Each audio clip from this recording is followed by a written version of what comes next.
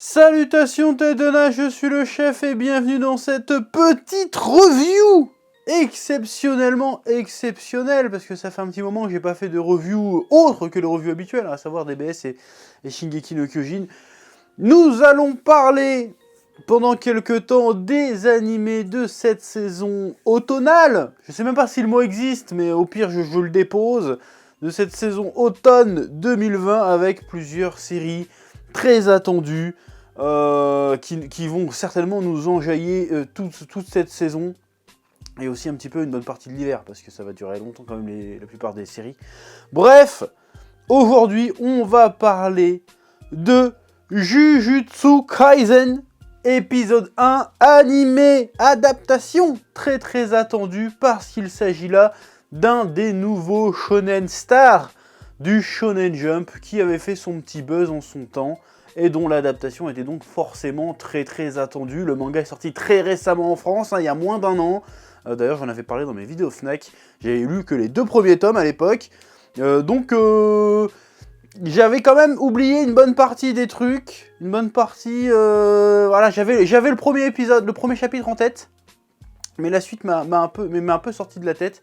Donc je me suis dit, avec cet animé, c'est l'occasion de s'y replonger et de découvrir un peu la suite. Parce que je ne lis pas le manga, comme je viens de te l'expliquer. Donc voilà, qu'est-ce que j'ai pensé de ce premier épisode?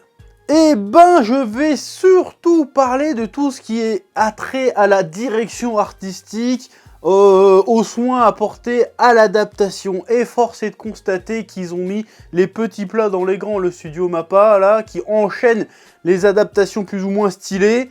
Il y a God of High School, il y a ça, il y a SNK. Quand la saison 4 d'SNK va sortir, je suis encore plus impatient, parce que s'ils ont atteint un level de maîtrise aussi stylé que pour Jujutsu Kaisen, l'attaque des titans, personne n'est prêt. Mais ce n'est pas le sujet. Or, qu'est-ce que j'ai aimé dans cet épisode? Déjà, j'ai énormément apprécié le rythme. Parce que le rythme, dans le premier chapitre que j'ai relu juste après, pour bien être sûr de ne pas dire de conneries, le rythme était très différent. Dans le manga, bon, c'est un peu con, tu vas me dire forcément le rythme n'est pas pareil, parce qu'un manga et un animé c'est pas pareil, mais si t'es pas trop con, tu vois ce que je veux dire. Et j'ai trouvé que le héros était plus... me paraissait plus sympathique. Dans la version manga, j'ai l'impression que le gars c'est un peu un arriéré, un peu con. Et là, il m'a semblé un peu plus humain, avec des gros guillemets, si tu vois ce que je veux dire, un peu plus sur l'émotion. C'est un peu une tête brûlée, un peu foufou, mais c'est pas un cassos.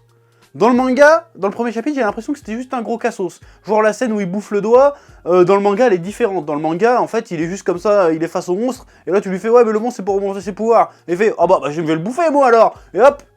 Donc il passe un peu pour un gros teubé, tu vois. Alors que là, c'est comment c'est fait dans l'épisode, c'est quand il est aux prises avec le monstre, il est sur le point de se faire éclater, et ça lui vient à l'esprit, vas-y, au pire, qu'est-ce que je risque? De toute façon, je vais crever, je mange le pouce. Enfin, le doigt qui traîne, on sait même pas c'est quoi comme doigt d'ailleurs, un index certainement.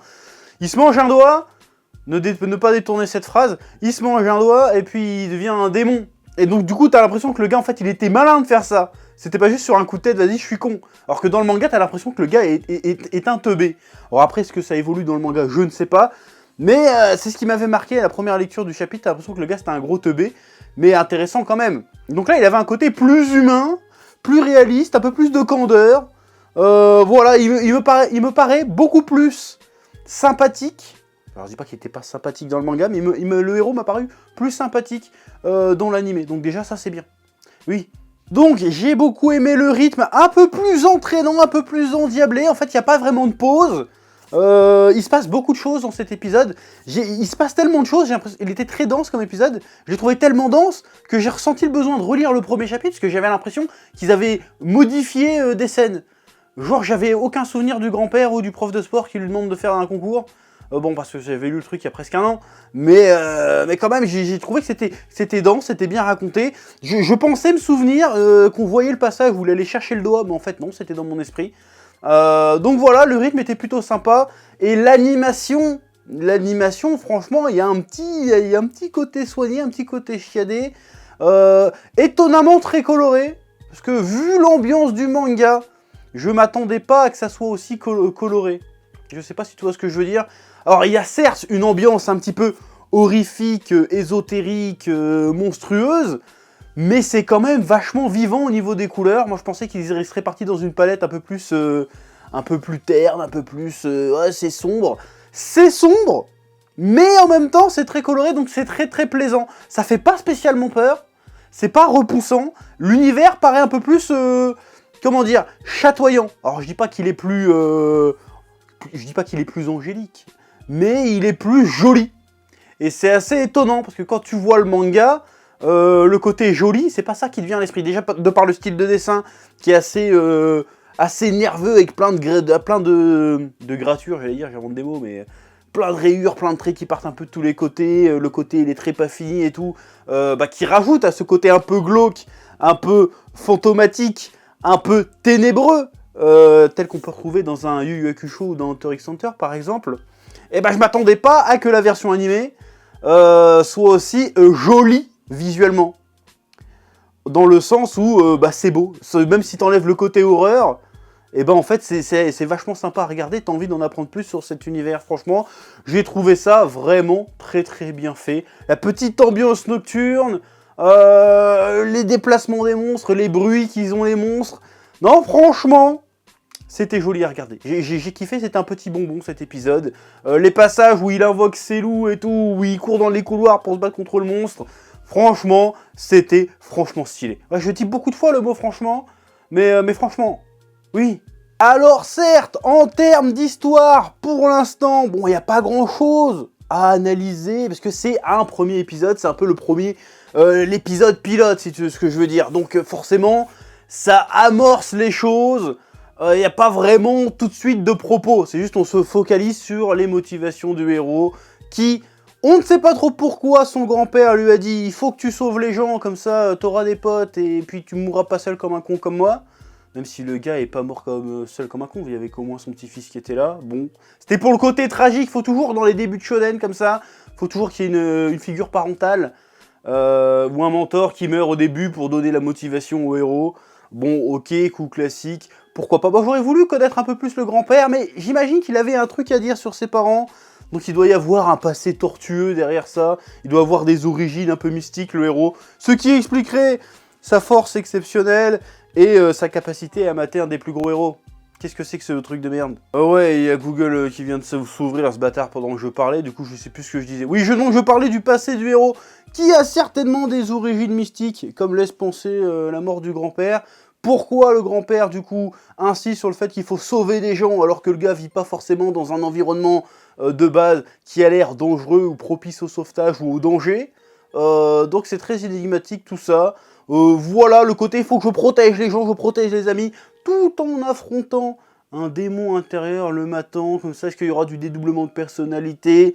Je ne sais pas trop, parce que comme je te l'ai déjà dit, je n'ai pas lu la suite du manga, j'ai vraiment juste lu les 2 premiers tomes, où c'est vraiment des petites aventures d'exposition, hein. Ils te présentent les personnages, ok, tu vas aller à l'académie des exorcistes, voilà ton équipe, t'as la meuf, t'as le garçon, t'as l'espèce de sensei, ils montent leur pouvoir, ils font des petites missions comme ça, tranquille, et puis hop, balance ton tournoi. C'est à peu près ce que j'ai lu seulement.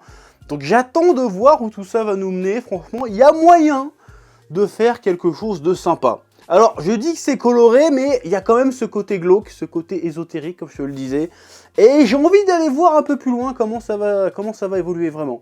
J'aimerais bien qu'on passe dans une ambiance un peu Yu Yu Hakusho, où les héros sont des héros, si tu veux, mais pas trop en mode on est gentil. Vas-y, on sauve les gens, mais on les aime pas. Tu vois ce que je veux dire? Ça, j'aime bien ça dans Yu Yu Hakusho. Le côté héros, mais pas le héros flamboyant contre la veuve et l'orphelin. C'est le héros taciturne, un peu badass, un peu cynique surtout. Voilà, c'est une impression que j'ai vue dans les 2 premiers tomes de Jujutsu Kaisen. Et je trouve que c'est pas trop ressorti dans ce premier épisode. Donc j'espère retrouver ça par la suite. Voilà, ce qui fait lien avec ce que je disais au début, avec le héros qui me paraît beaucoup plus sympathique. Alors que dans le manga, il me paraissait un petit peu plus antipathique. Sur certains aspects, genre c'est juste un gros teubé qui faisait ce qui lui passait par la tête. Et là, t'as l'impression que c'est juste un mec sympa, tu sais, qui est là, ouais, je suis sympa, je vais aider mes amis. Voilà. Après, c'est peut-être moi qui ai mal compris le manga, c'est possible aussi, hein. Mais moi, c'est comme ça que j'ai perçu le personnage. Ouais. Bref, animation plutôt cool. Opening, putain de cool. Franchement, l'opening, il m'a cloué au siège. Alors, la musique, je suis pas spécialement fan de la musique, mais le rythme de l'opening, la mise en scène de l'opening, Les petits côtés, là, il est dans le métro avec son reflet, tu vois le démon. J'ai vraiment aimé, je trouve qu'il y avait vraiment des bonnes idées visuelles dans cet opening. Et si ça annonce des trouvailles visuelles comme ça pour l'animé, franchement, ça ne peut qu'être qu'une dinguerie. Ça ne peut qu'être un futur hit en devenir, un futur classique du genre. Parce que franchement, rien que visuellement, ça envoie du pâté. Et tant mieux, parce que tu vois, je suis un peu désabusé des animés. Il faut que j'ai des trucs qui m'en mettent plein la gueule. Voilà, donc là, j'ai l'impression qu'on va en voir plein la gueule dans un univers assez particulier. Voilà, donc pour l'instant, moi, cette adaptation de Jujutsu Kaisen m'enjaille comme jamais. Donc je vais suivre ça. Alors, je vais pas m'avancer en disant que je ferai des reviews épisode par épisode, parce que en fait, ça va dépendre de vous, en fait. Hein. Si les reviews, ça fait des vues, je continuerai à en faire. Parce que si ça fait pas de vues, ça va niquer les stats de la chaîne, et ça va niquer après les menus manga quand ils vont sortir, ils vont avoir pas de notification. C'est un peu le bordel avec l'algorithme YouTube. Donc je vais essayer de pas spammer les reviews, sauf si évidemment si ça fait des vues que j'estime correctes, eh ben il y aura peut-être sa petite review hebdomadaire sur la saison de Jujutsu Kaisen, pourquoi pas. C'est à vous de faire le taf, quelque part. Si tu balances des pouces bleus et que tu partages, et que ça fait des vues, bon bah t'auras droit à ta review hebdomadaire. Au pire, on en parlera seulement sur Twitch, mais ce serait dommage. Donc voilà, à vous de faire le travail. Petite review vite fait, parce que c'est le premier épisode pour donner vraiment mes premières impressions. Et mes premières impressions, c'est que ça a l'air stylé. Et que j'ai vraiment hâte de découvrir plus amplement cet univers. Voilà, sur ce, que la passion te guide. Et peut-être à la semaine prochaine pour l'épisode 2. Ouais. Eh oh, tu vas pas te barrer comme ça, hein? Tu vas laisser un pouce bleu? Un petit pouce bleu, hein? Puis tu regardes aussi les autres vidéos? Parce que voilà, tu t'abonnes? Ouais?